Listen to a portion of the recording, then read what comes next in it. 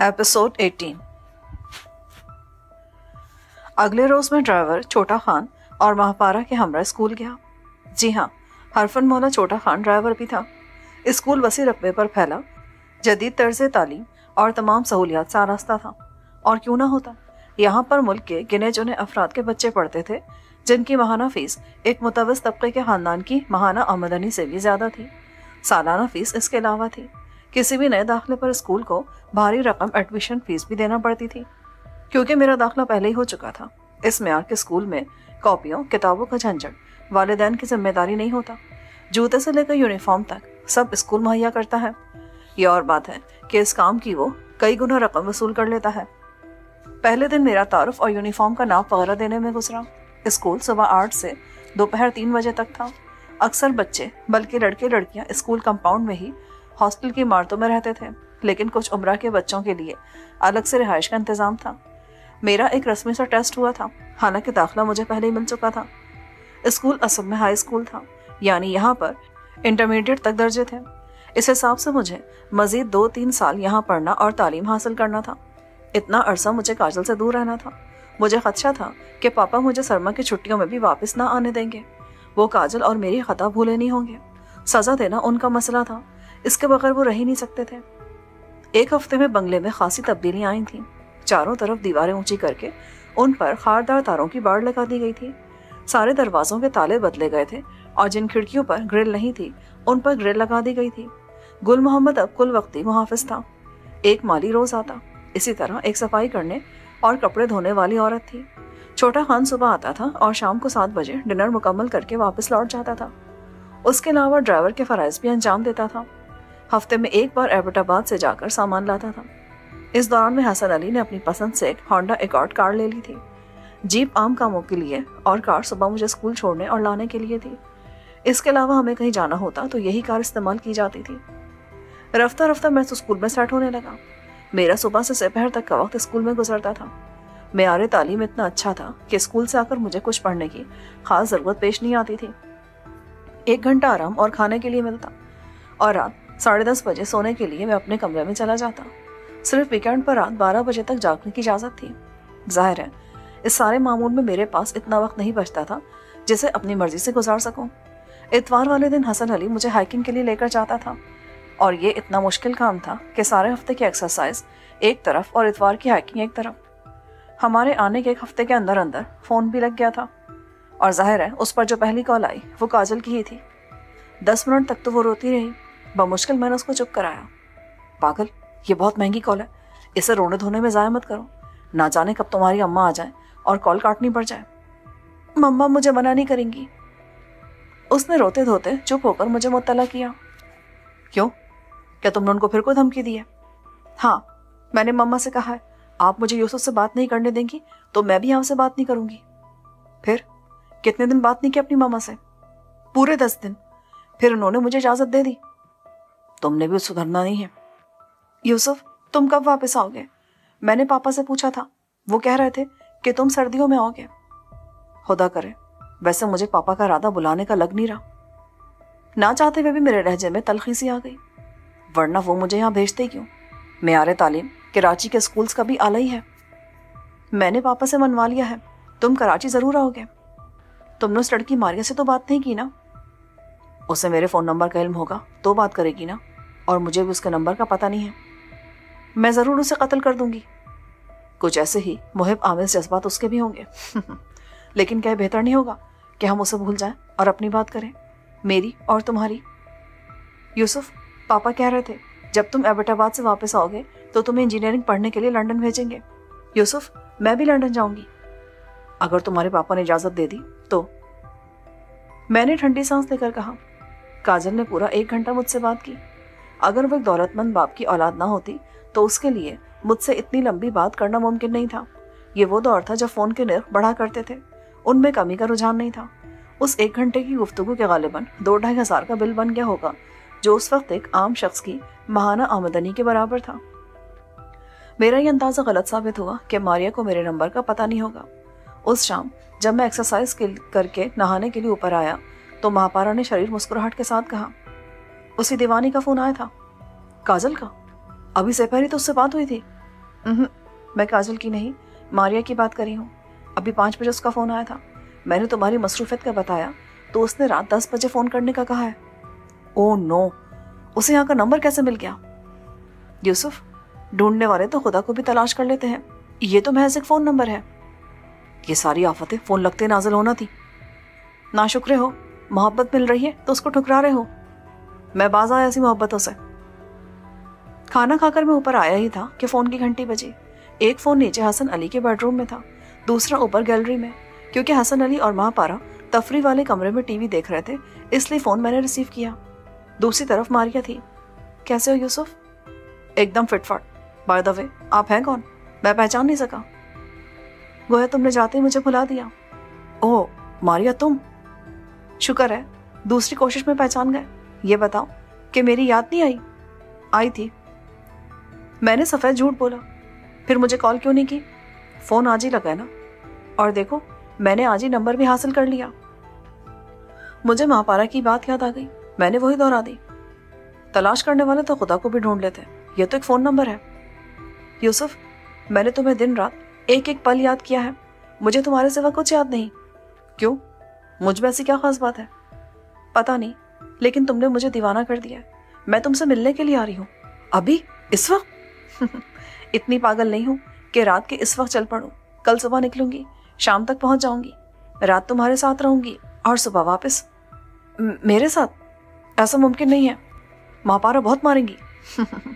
अरे बाबा, तुम्हारे साथ से मतलब है तुम्हारे घर में रहूंगी, सचमुच तुम्हारे बेडरूम में थोड़ी सो जाऊंगी। वैसे तुम चाहो तो ये भी मुमकिन है। मारिया, आई थिंक ये कोई मुनासिब बात नहीं है। तुम्हारे घर वाले क्या सोचेंगे? उनकी फिक्र मत करो। वैसे भी मैं यही बता कर आऊंगी कि मेरे साथ 2 फ्रेंड्स भी होंगी। देखो मारिया, ये आसान नहीं है, शायद महापारा से पसंद ना करें।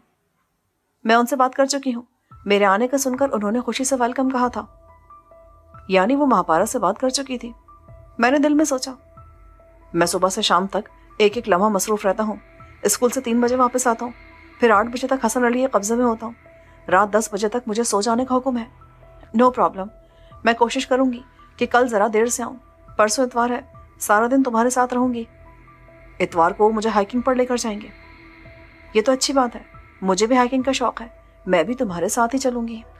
अच्छा बाबा, लेकिन खुदा के लिए महापारा के सामने फ्री होने की कोशिश मत करना, वो मेरे लिए माँ जैसी हैं। मुझे हैरत होती है, वो सिर्फ एक गवर्नेंस है, लेकिन तुम उनसे कितनी मोहब्बत करते हो।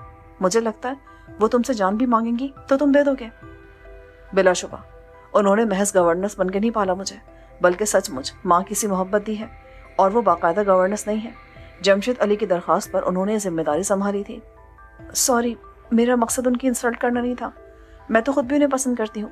वैसे एक बात है, ये जो हसन अली है ना, ये महापारा को पसंद करते हैं शायद। ये बताओ कल किस टाइम तक आ रही हो सकता है तुम्हारी वजह से मुझे कल एक्सरसाइज से भी निजात मिल जाए। इतना तंग हो? सच, मुझे तो इस किस्म की एक्सरसाइज में बड़ा मज़ा आता है। मैं भी हसन अली से मार्शल आर्ट सीखूंगी। हरगिज़ नहीं, तुमने जितना सीख लिया उतना ही काफ़ी है। डर गए? मैं सिर्फ 2 दिन के लिए आऊँगी। वैसे कभी न कभी हसन अली से सीखूंगी ज़रूर।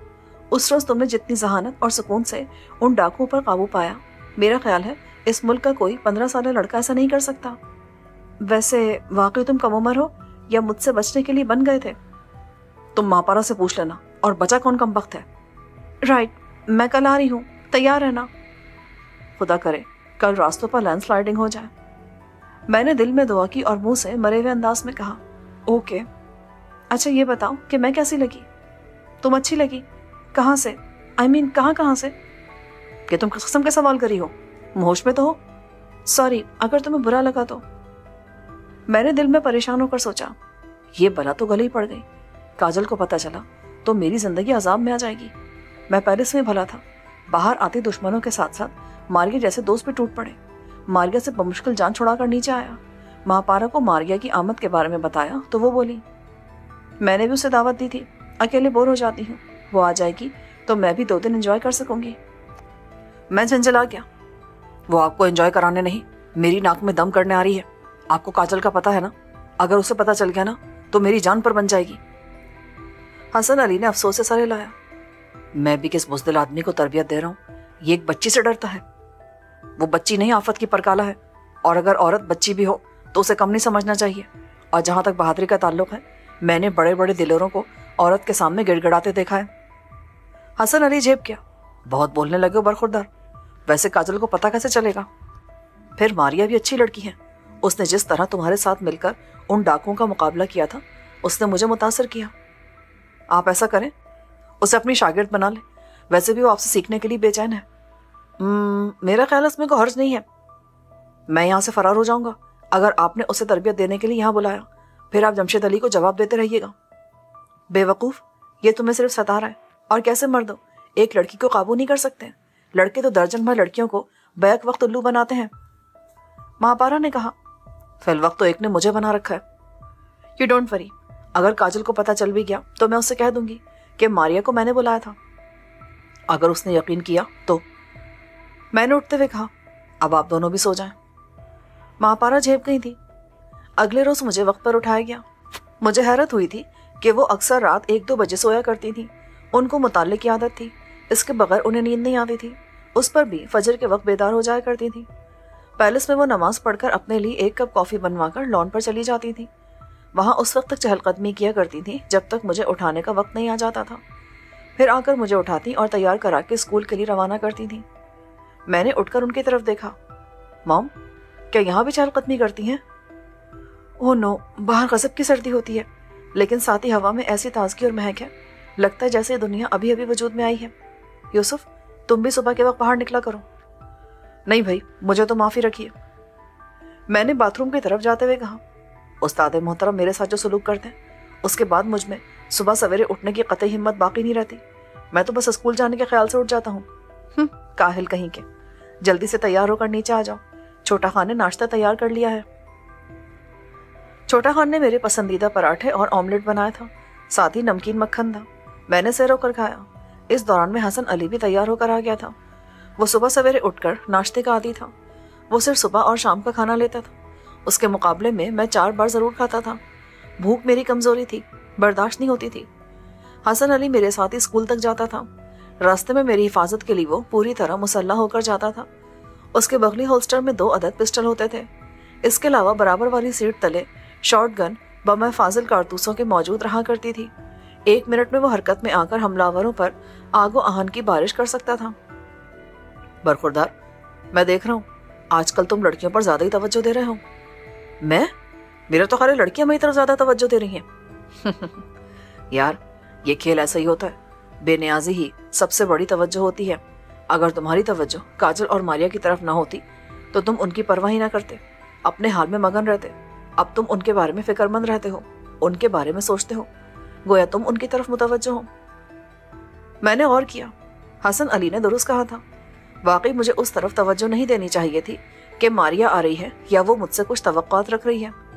काजल से मेरा दिली ताल्लुक था, लेकिन इसके लिए भी उतनी फिक्र बेजा थी। अगर वो मेरे बारे में हसास थी तो मुझे इस फिक्र में मर नहीं जाना चाहिए था कि उसे मेरी कोई बात बुरी लग जाती है और वो मुझसे नाराज हो जाती है। लड़कियां इस किस्म की जज्बाती बातें और हरकतें करती रहती हैं। मुझे अपने मकसद पर नजर रखनी चाहिए। मुझे अभी तालीम हासिल करनी थी, किसी मकाम तक पहुंचना था, अपने माजी को तलाश करना था, मालूम करना था कि मैं कौन था, मेरी जड़ें कहाँ थी, मेरे आबा अजदाद माँ बाप कहाँ से ताल्लुक़ रखते थे, मैं जमशेद अली के पास क्यों कर आया और वो किस मकसद के तहत इतने शाहाना अंदाज में मेरी परवरिश कर रहे थे। ये बात तो तय थी कि मुझसे मोहब्बत करने के बावजूद वो अल्लाह वास्ते मेरी परवरिश नहीं कर रहे थे, बल्कि इसके पसे पुश्त उनका कोई गहरा मफाद वाबस्ता था।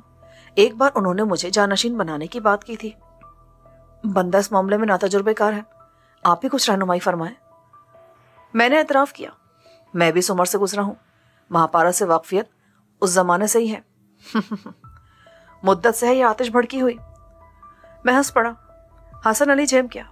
ऐसे ही समझ लो, उस वक्त अगर मेरे वालिद मोहसिन अली मेरी मदद ना करते तो शायद मैं अपना करियर तबाह कर लेता। उन्होंने मुझे समझाया कि इन बातों के लिए सारी उम्र पड़ी है, अभी मुझे अपना करियर बनाना है। तब मैंने सीरियसली अपनी तालीम मुकम्मल की। MSc करने के लिए मैं तुर्की गया हुआ था, लेकिन वहाँ हालात ऐसे पेश आए कि मुझे अपनी तालीम अधूरी छोड़कर दुश्मनों से बचने के लिए रूपोश होना पड़ा। कई साल दरबदरी में बसर हुए। ईरान भी वापस नहीं जा सकता था कि ये ताकतवर दुश्मन मेरे हमवतनी थे। फिर इनकलाब आ गया। दुश्मनों ने इस मौके से फ़ायदा उठाकर मेरे सारे ख़ानदान को तहत कर डाला था। मैं बच निकला। انتقام کی آرزو میں سرگردہ رہا اور پھر میں نے ہار مان لی۔ میں انتقام لیتا بھی تو کس سے لیتا؟ اس لیے میں نے پیرس جا کر اپنی بقیہ تعلیم مکمل کی۔ اور یہ مارشل آرٹ کی تربیت کچھ تو زمانے نے سکھا دیا۔ جب دشمنوں سے بچتا پھر رہا تھا اس دوران میں بہت کچھ سیکھنے کو ملا۔ باقی کسر میں نے اساتذہ سے سیکھ کر پوری کر لی۔ کچھ عرصے میں افغانستان میں بھی رہا، مجاہدین کے ساتھ مل کر روسیوں سے لڑتا رہا، لیکن جب روسی چلے گئے اور مجاہدوں نے آپس میں لڑنا شروع کر دیا تو میں بددل ہو کر وہاں سے نکل آیا۔ ہانگ کانگ کی یونیورسٹی میں لیکچررشپ مل گئی، وہاں پر فنون حرب بھی سیکھے۔ پھر جی اچاٹ ہو گیا تو بیگ اٹھا کر جہاں گردی کرنے نکل کھڑا ہوا۔ پھر جمشید علی سے ملاقات ہو گئی، اسے تمہارے لیے محافظ اور استاد کی ضرورت تھی۔ مجھے علم نہیں تھا کہ مہاپارا بدستور جمشید علی کے پاس ہے۔ آپ پاپا سے پہلے سے واقف تھے؟ اس وقت سے جب وہ بابا جان سے ملنے آتے تھے۔ حسن کے لہجے میں ہلکی سی تلخی تھی۔ جمشید علی کی بابا جان اور مہاپارا کے والد ڈاکٹر عظمت سے یکساں دوستی تھی۔ ان دنوں جمشید علی تہران میں ہی تھے۔ ہمیں صرف اتنا معلوم تھا کہ جمشید علی ترکی مرین لائن چلا رہے ہیں۔ ان کے دیگر کاروباروں کے بارے میں ان کے نزدیک ترین دوستوں کو بھی معلوم نہیں تھا۔ دیگر کاروبار؟ کیا مطلب؟ میں نے تجسس سے پوچھا۔ جمشید علی کے شاہی خاندان سے بھی گہرے تعلقات تھے۔ کئی ایک شہزادوں سے اس کی اتنی گہری دوستی تھی کہ وہ ان کی شبینہ محفلوں میں بھی شریک ہوتے تھے۔ شاید اسی لیے انہیں بھی انقلاب کی وجہ سے ملک سے بھاگنا پڑا تھا۔ بلکہ جمشید علی بھاگے کہاں تھے؟ وہ تو پورے اطمینان سے اپنے سارے اثاثے بیچ کر ایران سے اس طرح نکل گئے کہ کسی کو کانوں کان خبر نہ ہوئی۔ بابا جان اور ڈاکٹر عظمت بھی یہ سمجھ رہے تھے کہ جمشید علی بیوی کے ساتھ تفریح کرنے کے لیے نکلے ہیں۔ پھر حالات تیزی سے بگڑے۔ جمشید علی کے ذرائع نے انہیں پہلے ہی خبردار کر دیا تھا کہ انقلاب آنے والا ہے۔ جو نہیں جان سکے وہ میرے اور مہاپارا کے گھر والوں کی طرح مارے گئے۔ حسن علی کے لہجے میں زہر آ گیا۔ لیکن پاپا نے تو مہاپارا کو بچا لیا تھا۔ میں نے صفائی پیش کی۔ ہاں، لیکن وہ پہلے سے خبردار کر دیتے تو دونوں خاندان بچ جاتے۔ یہ بھی تو ممکن ہے کہ پاپا نے ایسا چاہا ہو لیکن انہیں موقع ہی نہ مل سکا ہو۔ ہاں، ایسا بھی ممکن ہے، حسن علی نے آہستہ سے کہا اور پھر چپ ہو گیا۔ وہ مجھے اسکول سے واپس لے کر آیا تو بنگلے کے پورچ میں ایک عدد نسان سنی کار کھڑی تھی۔ اندر سے مہاپارا کے ساتھ کچھ لڑکیوں کے ہنسنے کی آواز آ رہی تھی۔ لگتا تھا آفت عرف ماریا آ گئی تھی۔ میں نے جلتو جلالتو پڑھی اور جی کڑا کر کے اندر آیا۔ نظر پڑتے ماریا میری طرف لپکی۔ اس نے گرم جوشی سے ہاتھ ملایا۔ اس کے تیور بتا رہے تھے کہ اگر وہاں اور لوگ نہ ہوتے تو وہ زیادہ گرم جوشی کا مظاہرہ کرتی۔ اس نے ہلکے نیلے رنگ کی جینس پر باریک کپڑے کی قمیص پہن رکھی تھی۔ نیچے مردانہ بنیان ٹائپ کی کوئی شے تھی جس سے باہر اس کے جسم کی گلابی جلد اس باریک قمیص سے یوں جھلک رہی تھی جیسے ارغوانی کے جھام سے جھلکتی ہے۔ کیسی ہو؟ میں نے نظریں چڑھا کر پوچھا۔ کیسی لگ رہی ہوں؟ اس نے اتنی آہستگی سے کہا کہ صرف مجھے سنائی دے۔ اچھی لگ رہی ہو۔ اب میرا ہاتھ چھوڑ دو تاکہ باقی لوگوں سے بھی مل لوں۔ اس نے شرما کر ہاتھ چھوڑ دیا۔ آؤ، میں اپنی فرینڈ سے ملواتی ہوں، یہ پونی ٹیل والی ٹینا ہے۔ اس نے ایک لڑکی کی طرف اشارہ کیا جس کا منہ مسلسل چل رہا تھا اور اس کا فربا ہو جانے والا جسم کپڑوں کی تہ سے آزاد ہونے کے لیے زور لگا رہا تھا۔ کپڑے غالباً اس زمانے کے سائز کے تھے جب وہ موجودہ جسامت سے آدھی ہوا کرتی تھی۔ دوسری صاحبہ سمارینا ثابت ہوئی، جن کے لباس میں ویسے تو کوئی خامی نہیں تھی، لیکن اس کا ڈیزائن غالباً افریقی جنگلیوں اور جدید ترین امریکی فیشن کو مکس کر کے تیار کیا گیا تھا۔ اس کا حلیہ اور انداز بتا رہا تھا کہ وہ کس قماش کی تھی، اور مہاپارا ان سے مل کر یوں خوش تھیں جیسے ان کی ہم مزاج اور ہم ذوق سہیلیاں زمانے کے بعد ملنے آئی ہوں۔ آپ لوگ بیٹھ کر باتیں کریں، میں ذرا فریش ہو کر آتا ہوں۔ میں نے جان چھڑانے کے لیے کہا۔ میں بھی چلوں گی، تمہارے کمرے کے لیے ایک چیز لے کر آئی ہوں۔ ماریا جلدی سے کھڑی ہو گئی۔ اس نے ایک پیک چیز اٹھائی جو بظاہر کوئی فریم شدہ تصویر لگ رہی تھی۔ لاؤ، مجھے دے دو۔ میں نے ہاتھ بڑھایا۔ میں سے خود تمہارے کمرے میں لگاؤں گی۔ میں سر لاتا وہ اوپر کی طرف بڑھ گیا۔ وہ میرے پیچھے تھی۔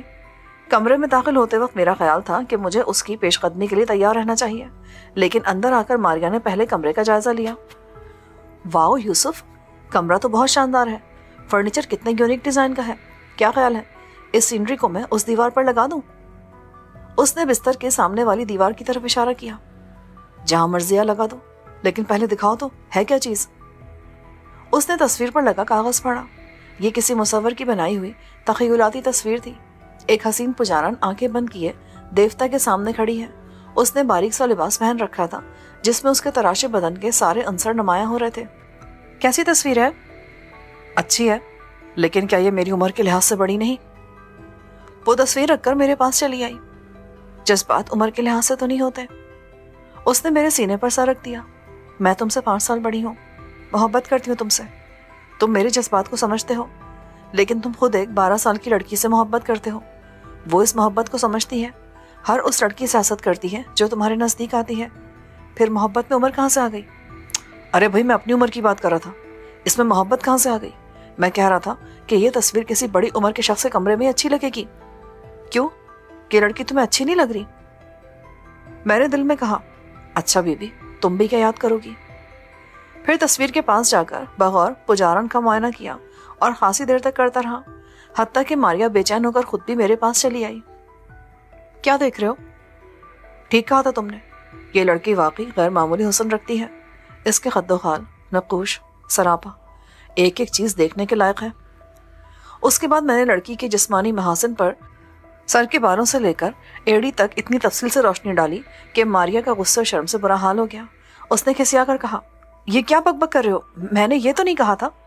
तो और क्या मतलब था तुम्हारा? बहरहाल, तुम्हारा शुक्रिया, तुमने वाकई अच्छा तोहफा दिया है, इसे मैं अपने कमरे में जरूर लगाऊंगा। मैंने बाथरूम में जाते हुए कहा। महापारा मेरे आने से पहले मेरे कपड़े वॉशरूम में रख देती थी और जब मैं कपड़े बदल कर बाहर आता तो नीचे खाना तैयार होता था। ज्यादातर ये खाना उबली हुई सब्जियों या फलों पर मुश्तमिल होता था। हसन ने मेरे खाने पीने का शेड्यूल बना रखा था। उसमें मुझे नाश्ता मेरी अपनी मर्जी का करने की इजाज़त थी।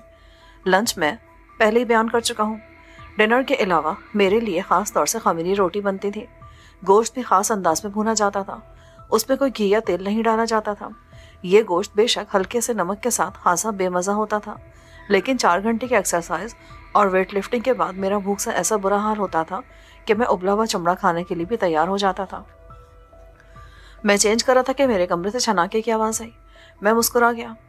यूसुफ, सॉरी, मुझसे फ्रेम टूट गया। मारिया की खफीफ सी आवाज़ आई। मैं बाहर निकला तो तस्वीर उस दीवार तले पड़ी थी जिस पर मारिया ने उसे टांगने को कहा था। मज़े की बात है, फ्रेम गिरने से शीशे का एक टुकड़ा बेचारी पुजारन को चीर गया था। मैंने मुस्कुरा कर देखा। नो प्रॉब्लम, तुम मुझे दूसरी तस्वीर ला देना, बल्कि उसमें पुजारन अगर लिबास वगैरह के तकल्लुफात से आज़ाद हो तो मैं उस पर ज़्यादा अच्छी तरह गौर कर सकूंगा। ज़रूर। मारिया ने खा जाने वाली नज़रों से मेरी तरफ देखा। उसने फ्रेम के शीशे उठाकर डस्टबिन में डाले, तस्वीर भी फाड़कर डस्टबिन की नज़र की, फिर आराम से बेड पर बैठकर भर्राए हुए लहजे में बोली, तुम बहुत जालिम आदमी हो। मैं तुम्हारे लिए तोहफा लाई थी और तुम मुझे भूलकर उसमें मगन हो गए। हिमाकत हो गई ना, एक यंग होते लड़के को इस किस्म की इश्तियाल अंगेज तस्वीर ला कर दी। अगर ला कर देती तो कोई अफसानवी किताब या किसी शायर का दीवान ला कर देती तो मैं उसकी तरफ आंख उठाकर देखता भी नहीं, बस तुम्हें देखता रहता। झूठ मत बोलो, तुम्हें मुझसे कोई दिलचस्पी नहीं है। ये मैं ही हूँ जो तुम्हारे पीछे भागती हुई यहाँ तक आ गई हूँ। ये कहते कहते उसने बाकायदा रोना शुरू कर दिया। मैं बौखला गया। चुप कर जाओ, अभी कोई आ जाएगा। अम जाती है। दरवाजे से छोटा खान की आवाज़ आई। वो मेरे लिए लंच लेकर आया था। देखा, बदनामी कैसी तेजी से फैलती है। तुम उस बच्ची की वजह से मुझे इग्नोर करते हो। मैंने पहले दरवाज़ा बंद किया, फिर उसके पास आकर बैठा। ऐसी बात नहीं है। देखो मारिया, मैं देखने में बड़ा बेजरार लगता हूँ, लेकिन अभी मैं अपना मुस्तकबिल बना रहा हूँ। मुझे बहुत आगे तक जाना है। ईमान से बताओ, जिस मामले में तुम मुझे उलझाना चाहती हो उसमें लगकर मैं किस हद तक अपनी तालीम पर तवज्जो दे सकूंगा। तुम काजल से भी तो मोहब्बत करते हो। उससे मेरी मोहब्बत ही है, उसमें कोई जिस्मानी तकाज़े शामिल नहीं है, और ये मोहब्बत भी इख्तियारी नहीं है बल्कि मुसलसल साथ रहने का नतीजा है। काजल अभी बच्ची है और तुम एक जवान लड़की हो जो जवानी के सारे जज्बात रखती हो। ज़रा गौर करो, तुमसे मोहब्बत करने का मतलब है कि मैं तुमसे जिस्मानी तौर पर भी नज़दीक आ जाऊं, और मैं इसका मुतहम्मिल नहीं हो सकता। तुम बेशक मेरे पास ना हो, लेकिन मुझसे मोहब्बत तो कर सकते हो जिस तरह काजल से करते हो। मैं कह चुका हूँ, काजल से मोहब्बत इख्तियारी नहीं है। मैंने उसे अज़ खुद पसंद नहीं किया है। ये तो कुदरत का फैसला था जो उसने हमारे दिलों में मुश्तरका तौर पर उतारा। अगर मैं तुमसे ऐसी मोहब्बत की बात करूं भी तो ये झूठ होगा। झूठ ही सही, लेकिन अपनी मोहब्बत से महरूम तो ना करो। मैं इस किस्म की झूठी मोहब्बत नहीं कर सकता, बल्कि फिल वक्त मैं किसी किस्म की मोहब्बत के चक्कर में नहीं पड़ना चाहता। चलो आओ नीचे चले। उसने मुझे देखा और मेरे बेतासुर चेहरे को देखकर उठ गई। उसने चेहरा साफ किया। हम नीचे आए। उसकी सहेलियां बदस्तूर बेफिक्री से कहकहे लगा रही थीं। महापारा ने बगौर हमें देखा तो मैंने नजरें चुरा ली। मेरा दिल खाना खाने को नहीं चाह रहा था, इसलिए मैं जिम्नेजियम में आ गया, जहाँ हसन अली एक बेंच पर लेटा कुछ सोच रहा था। مجھے حیرت ہوئی کیونکہ میں نے اکثر اسے ایکسرسائز کرتے ہی پایا تھا۔ حسن علی نے حرکت نہیں کی، اس لیے میں نے از خود ہی اپنی طے شدہ ایکسرسائز شروع کر دی۔ حسن خاصی دیر بعد اٹھا۔ میں سائیکلنگ کر رہا تھا، ہانپتے وہ بولا، کیا بات ہے جناب استاد، آج خاصے گہرے مراقبے میں تھے؟ تم خاصے آٹومیٹک ہوتے جا رہے ہو۔ کل ہائیکنگ کا کیا پلان ہے؟ میں نے پوچھا۔ یہاں سے کوئی 4-5 کلومیٹر ایک جگہ ہے، وہاں چلیں گے، مزہ آئے گا۔ ماریا بھی چلنے کا کہہ رہی ہے، اسے بھی لے چلیں گے، بشرطے کہ وہ اپنی ذمہ داری پر چلے۔ ہائیکنگ میں حادثات بھی پیش آتے ہیں، تب اسے نہیں لے کر جاتے، آپ اسے خود منع کر دیجیے گا۔ اپنی بلا میرے سر ڈال رہے ہو؟ خیر ٹھیک ہے، میں بات کر لوں گا اس سے۔ حسن علی اوپر چلا گیا۔ کبھی کبھی ایسا ہوتا تھا کہ وہ مجھے کوئی ورزش بتا کر اوپر چلا جاتا تھا، اگرچہ اس کے یا مہاپارا کے سامنے میں اس بات پر کتنا ہی جھنجھلاتا، لیکن حسن علی کی غیر موجودگی میں کبھی ورزش نہیں روکتا تھا۔ البتہ مارشل آرٹس کی مشقیں حسن علی اپنی نگرانی میں کراتا تھا۔ اس کا کہنا تھا کہ بغیر نگرانی کے یہ مشقیں کرنے سے کوئی نقصان بھی ہو سکتا ہے۔ میں بینچ پر لیٹا وزن اٹھا رہا تھا کہ آہٹ ہوئی۔ میں سمجھا حسن علی آیا ہے۔ میں نے سانس روک کر کہا، استاد محترم کیا ہوا؟ بلا سے نمٹ نہیں سکے؟ بلا خود چلی آئی ہے۔ پاس سے ماریا کی آواز ابھری اور میں کرا کر رہ گیا۔ تم مجھ سے اس طرح جان نہیں چھڑا سکتے۔ میں نے ویٹ اسٹینڈ پر رکھا اور اٹھ بیٹھا۔ وہ پاس ہی کھڑی تھی، اس نے سینے پر ہاتھ باندھ رکھے تھے۔ دیکھو مس ماریا، یہ کوئی اچھی بات نہیں ہے، تم اپنے گھر والوں کو بغیر بتائے یہاں آئی ہو۔ ہائیکنگ کوئی آسان کام نہیں ہے، خدا نہ خواستہ تمہیں کوئی چوٹ لگی تو ہم کیا جواب دیں گے؟ یو ڈونٹ وری، میں اپنی ذمہ داری پر یہاں آئی ہوں اور اپنی ذمہ داری پر تمہارے ساتھ جا رہی ہوں۔ واہ، تمہارا جسم تو بالکل باڈی بلڈر جیسا ہو گیا ہے۔ حسن نے مجھ پر بہت محنت کی ہے، ورنہ 1 سال پہلے میں کو خاص نہیں تھا۔ ماریا میرے پاس آ کر بیٹھ گئی۔ کیا میں بھی تمہارے ساتھ ایکسرسائز کروں؟ تم صرف دیکھو۔ کیوں؟ ورزش بغیر کسی نگران کے نہیں کرنی چاہیے۔ وہ اتنے نزدیک آ گئی کہ اس کی سانسیں میری گردن اور شانے کو چھونے لگی۔ یوسف، کیا تم ایکسرسائز کرتے والی لڑکیاں اچھی لگتی ہیں؟ مجھے ہر قسم کی لڑکیاں اچھی لگتی ہیں، لیکن دور دور سے۔ کیا میں بھی؟ ظاہر ہے، ورنہ میں اپنا کام توجہ سے نہیں کر پاؤں گا۔ میں نے کہا اور ایکسرسائز شروع کر دی۔ وہ اوپر کی طرف چلی گئی۔ رات کے کھانے پر مہاپارا نے خاصا اہتمام کروایا تھا، ورنہ عام طور سے 2-3 ڈشیں ہی ہوتی تھیں۔ مجھے لگا جیسے یہ سب ماریا کے اعزاز میں ہو۔ اگرچہ مہاپارا آزاد خیال قسم کی لڑکیوں کو زیادہ پسند نہیں کرتی تھی، لیکن وہ ماریا سے خوش تھی اور اسی طرح میرے معاملے میں اس کی حوصلہ افزائی کرتی تھی۔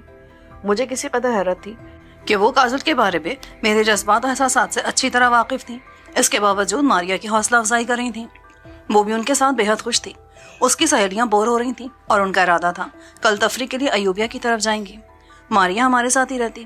ماریا اور اس کی سہیلیوں کو اوپر والا اضافی بیڈ روم دے دیا گیا۔ میں حسب معمول سونے کی تیاری کر رہا تھا کہ دروازے پر ہلکی سی دستک ہوئی۔ میں سمجھا مہاپارا ہوں گی۔ وہ اکثر دیکھنے آ جاتی تھی کہ میں سونے جا رہا ہوں یا میں نے دودھ کا کنگ سائز گلاس خالی کر دیا یا نہیں، لیکن جب دروازہ کھولا تو ماریا اندر آئی اور مجھ سے لپٹ گئی۔ یہ کیا حرکت ہے؟ میں نے کہا، لیکن پھر اس کی گرمجوشی کے آگے ہتھیار ڈال دیے۔ میں نے جب محسوس کیا کہ میں بے قابو ہو رہا ہوں تو میں نے ماریا کو پیچھے دھکیل دیا، حالانکہ مجھے سب کچھ اچھا لگ رہا تھا۔ اس نے دوبارہ اٹھنے کی کوشش کی، لیکن میں نے شانے تھام کر اسے دور کر دیا۔ پلیز ماریا، یہ اچھا نہیں ہوگا۔ میں نے اسے جگ سے نکال کر پانی پلایا۔ اس کے جذبات میں جو ابال آیا تھا وہ کسی قدر سرد ہوا اور وہ بستر پر بیٹھ کر پھوٹ پھوٹ کر رونے لگی۔ میں نے بوکھلا کر اس کے منہ پر ہاتھ رکھ دیا۔ یہ کیا کرتی ہو؟ سامنے مہاپارا کا بیڈ روم ہے، وہ چلی آئیں گی۔ اس نے آواز دبا لی، لیکن سسکیاں نہیں رکی۔ میں پاگل ہوں، میں کیا کروں؟ میں نے جان بوجھ کر تو تم سے محبت نہیں کی، اور اب مجھے تمہارے سوا کچھ نظر نہیں آتا۔ اگر تم نے مجھے ٹھکرا دیا تو میں مر جاؤں گی۔ میں نے بے بسی سے اس کو دیکھا۔ وہ روتی ہی رہی۔ اتنے میں دروازے پر دستک ہوئی۔ میں نے دروازہ کھولا تو اس بار